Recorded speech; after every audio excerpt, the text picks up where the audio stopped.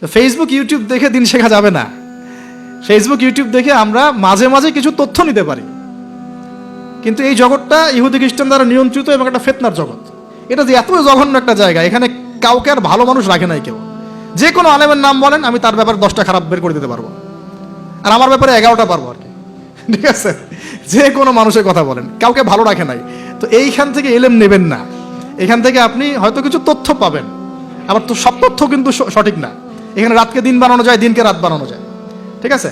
তো আপনি আলেমের দ্বারস্থ হবেন, তার কাছে যাবেন, সিলেবাস বলবেন যে আমি এই লেভেলে পড়েছি, আমার জেনারেল লাইনে এই পর্যন্ত পড়া হয়েছে, আমি এখন এই পড়াশোনা করছি, আমাকে একটা আমার মতো করে সিলেবাস করে দেন। দেখবেন আলেমরা কিন্তু একটা সিলেবাস আপনাকে আপনার লেভেলে করে দিবে আর কি। আমার লেভেলের সিলেবাস আপনার সিলেবাস এক হবে না, কিন্তু আমার লেভেলে যে সিলেবাস, আমাকে যে সিলেবাস করে দেওয়া হচ্ছে, সেটা কিন্তু আপনার মতো হবে না, আপনারটা আমার মতো হবে না। আপনাকে আমি যদি বলি, আপনাকে প্রথমে দেওয়া হবে কোরআন তেলাওয়াত শেখার ব্যাপার, নুরানি শিখবেন আপনি আগে, তারপর নাজেরা শিখবেন, তারপর আপনি হিপসে কিছু অংশ হিপস করবেন, তারপরে আরবি, যে এসো আরবি শিখি টাইপের বইগুলো আছে, এসো সরফ শিখি, এসো নাহু শিখি, এগুলো শিখবেন, ক্লাসিক্যাল অ্যারাবিক ল্যাঙ্গুয়েজ শিখবেন, তারপরে আপনি এবারত পড়ার যোগ্যতা অর্জন করবেন, দেন আপনি আস্তে আস্তে হাদিসের কিতাবগুলো মোতালা করবেন, এইভাবে যাবেন, সিরাত পড়বেন। কিন্তু সবার সিলেবাস তো একরকম হবে না। এই সিলেবাস ভিত্তিক পড়াশোনা না করলে, বিক্ষিপ্ত পড়াশোনা, আজকে এই বই, কালকে ওই বই, কালকে এই, কালকে সেই, একদম মাথাটা ম্যাসাকাট হয়ে যাবে। এই বিক্ষিপ্ত মাথা দিয়ে আপনি না কিছু চিন্তা করতে পারবেন, না সত্য মিথ্যা বুঝতে পারবেন। তখন আপনার মাথাটাকে যে কোনো দিকে নিয়ে যাওয়া সম্ভব। আমার মাথা এত সহজে যে কোনো দিকে নেওয়া সম্ভব হবে না ইনশাআল্লাহ, বিকজ আমি এগুলো সব ঘাটাঘাটি করেছি। এমন একটা কথা বললেই আমি ফট করে গ্রহণ করবো না, কিন্তু আমি কিন্তু বিষয়টাকে অনেক গভীরে গিয়ে যাচাই বাছাই করে তারপর সিদ্ধান্তে আসার চেষ্টা করব। কিন্তু যারা বিক্ষিপ্ত মানসিকতার, যে কোনো দিকে নেবেন, বাতাস ওই দিকে দৌড়ানো শুরু করবে আর কি। এবং বাংলাদেশে যে চরমপন্থার যে একটা ব্যাপার আছে না, চরমপন্থী একটা আকীদার ব্যাপার আছে, এইটা এই বিক্ষিপ্ত মানসিকতারই ফলশ্রুতিতে হয়েছে। তারা যদি কনস্ট্রাকটিভ সিলেবাসে পড়াশোনা করতো না, তাদের মানসিকতা এমন হতো না, কিন্তু উগ্র হতো না। তারা বুঝতো, সমাজ বুঝতো, রাষ্ট্র বুঝতো, বিশ্ব বুঝতো, ওইভাবে তারা ইসলামকে নিয়ে যাওয়ার চেষ্টা করতো। আল্লাহ পাক আমাদের সবাইকে এই বুঝগুলো অর্জন করতে তৌফিক দান করুন। আমি আসলে অল্প সময়ে অনেক বেশি কথা বলতে চাই, হয়তো একটু এলোমেলো করে ফেলছি। তাওহীদের চর্চা, পরিবার, সমাজ, আস্তে আস্তে আত্মীয়দের মধ্যে, এবং দ্বীনি ইলম অর্জন, ওলামায়ে কেরামের সোহবত, এই কথাগুলো বেসিক কথা। এর পাশাপাশি আমরা বলবো যে দেখুন, এই প্রত্যেক যুগে যুগে আন্তাকিয়াবাসীর যে অবস্থা ছিল, প্রত্যেক যুগে যুগেও কিন্তু তাওহীদ আর শিরকের কনফ্লিক্ট এমনই ছিল।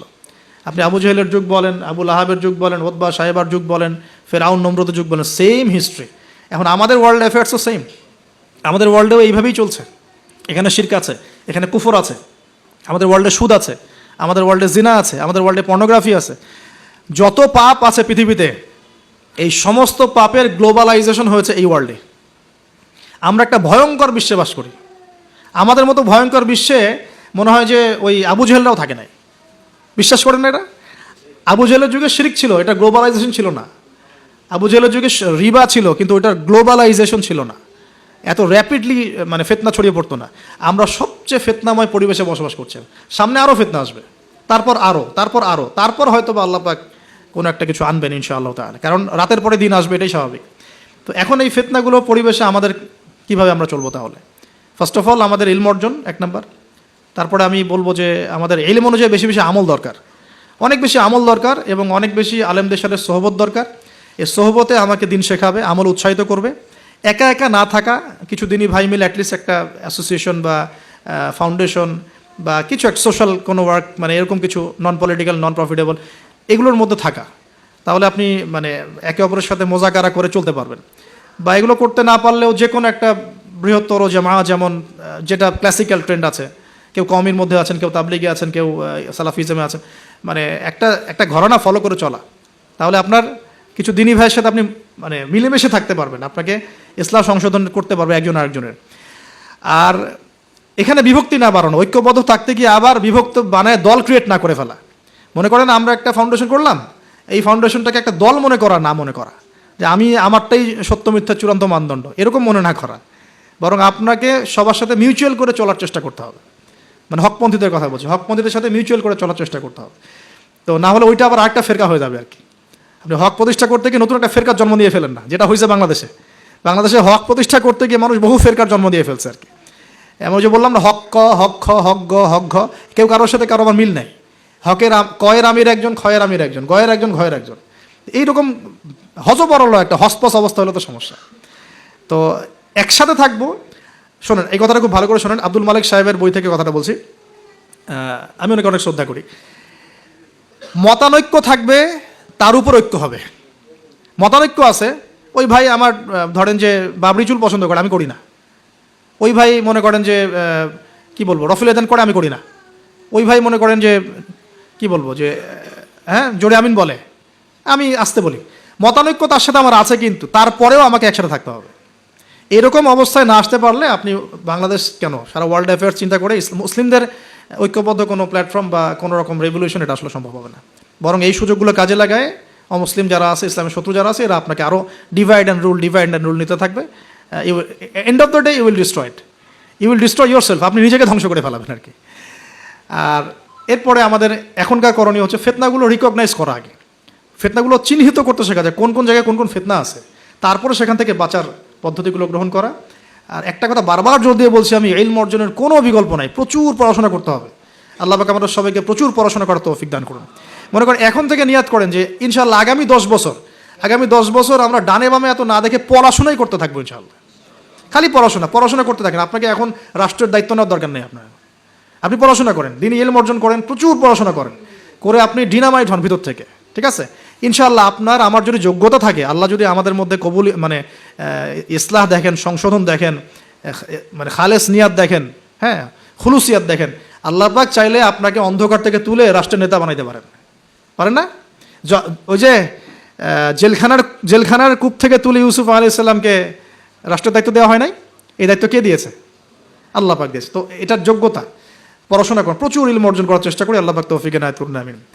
এর সাথে আমলটা বাড়াই, ওলামায়ে কেরামের সোহবত এবং তাসকিয়া মানে আত্মশুদ্ধি। ডেইলি আমরা যে কাজগুলো করি এর মধ্যে দোয়া থাকবে, জিকির থাকবে, হ্যাঁ তাসবিহ তাহলিল থাকবে, কোরআন তেলাওয়াত থাকবে। কোরআন তেলাওয়াত মিস দিয়ে না, প্রত্যেক দিন কমপক্ষে 1 ঘন্টা কোরআন তেলাওয়াত করেন, বা 1 ঘন্টা না পারে 1 পারা কোরআন তেলাওয়াত করেন। 1 পারা টার্গেট নেন যে আমি পার ডে 1 পারা করে কোরআন তেলাওয়াত করব। এবং আমার ওস্তাদ আমাকে নসিহত করেন, ওনার নাম হাবিবুর রহমান, উনি বলছেন যে তিনটা কাজ কোনোদিন ছাড়বা না, কোনোদিনও ছাড়বা না। এক হচ্ছে প্রতিদিন কোরআন নর্মাল তো তেলাওয়াত করোই, একটা পৃষ্ঠা হলেও অর্থসহ পড়বে, একটা পৃষ্ঠা হলেও অর্থসহ। এই যে 5টা আয়াতের উপর আমরা কিন্তু আজকে আলোচনা করলাম, 4-5টা আয়াতের উপরে অর্থসহ পড়বে। 2 নাম্বার হচ্ছে রাসূল সাল্লাল্লাহু আলাইহি ওয়াসাল্লামের হাদিস 4-5টা করে প্রতিদিন পড়ার চেষ্টা করো, একটা বিশুদ্ধ বই থেকে। আর রাসূলের সিরাত, জীবনী 2-3টা পৃষ্ঠা হলেও পড়ার চেষ্টা করো প্রতিদিন। এই কাজগুলো করলে হয় কি, ঈমান তাজা হয়। আপনি ওযুর ফজিলত জানেন, অনেক দিন আগে পড়েছেন, এখন ওযু করতে গেলে সেই ফিলটা আপনি পাবেন না। আপনি এখনই ওযুর ফজিলতটা আরেকবার পড়ে যান, দেখেন আপনি ওযু করতে গেলে একটা ফিল পাবেন যে এটা আমার গুনাহ মাফ হচ্ছে এখান থেকে। এটা হচ্ছে ইলম অর্জনের ফলে আমাদের কিন্তু ঈমানটা রিচার্জ হয়। তো আমলটা বাড়াই, ডেইলি এই আমলগুলো চালু করি, জিকির আজগার, তাসবিহ তাহলিল। পারিবারিক তালিম করতে পারলে খুব বেশি ভালো হয়। হ্যাঁ, পরিবারে দাওয়াত দিব, পরিবারে আমরা এগ্রেসিভ হব না, পরিবারে অলওয়েজ দাওয়াত দিবেন। পরিবারবর্গ ইসলাম মানে দাওয়াতের পথে আসলো কি না, হ্যাঁ আপনার সংশোধনের পথে আসলো কি না, এটা নিয়ে এত বেশি ওভার ব্লাস্টেড হওয়ার দরকার নাই। আমার দায়িত্ব দাওয়াত দেয়া, বোঝানোর, ভাই বুঝিয়েছি, দোয়া করি আল্লাহর কাছে, আল্লাহ যেন সবাইকে হেদায়েত দেন, ব্যাস দ্যাটস অল, আপনার কাজ হয়ে গেছে। এরপরে আমরা আমাদের সামর্থ্য অনুযায়ী দাওয়াতের কাজ অব্যাহত রাখবো। হয়তো ওলামায়ে কেরামের সোহবতে বা যেভাবে করছেন আলহামদুলিল্লাহ, প্রতিষ্ঠিত কোনো জামায়াতের মধ্য দিয়ে অথবা ক্লাসিক্যাল ইসলামিক ট্রেন্ডে যেভাবে কাজ করছেন আলহামদুলিল্লাহ, এই কাজগুলোকে সমন্বয় করাটাই চ্যালেঞ্জ। বাংলাদেশে প্রচুর কাজ হয় ইসলামের। আল্লাহ পাক কাকে যে কবুল করবেন, আমি খুব মনে মনে দোয়া করি আল্লাহ পাক যেন একজন যোগ্য মানুষকে কবুল করেন, যিনি এই দিন ইসলামের যে কাজগুলো দেশে চলছে এগুলোকে যেন ইউনাইটেড করতে পারে আর কি।